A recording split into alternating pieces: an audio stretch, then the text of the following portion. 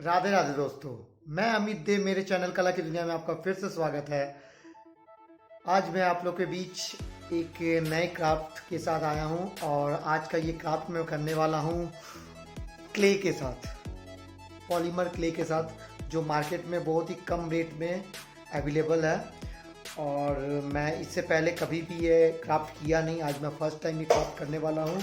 पता नहीं कैसा बनेगा, आशा करता हूँ कि अच्छा बने और आप लोग को पसंद आए। और आज का ये क्ले आर्ट मैं अपने आदर्श, हमारे देवघर के बहुत ही नामी समाज सेवी श्री सुनील खवाड़े सर जी के सम्मान में बनाने वाला हूँ और उनके लिए बनाने वाला हूँ।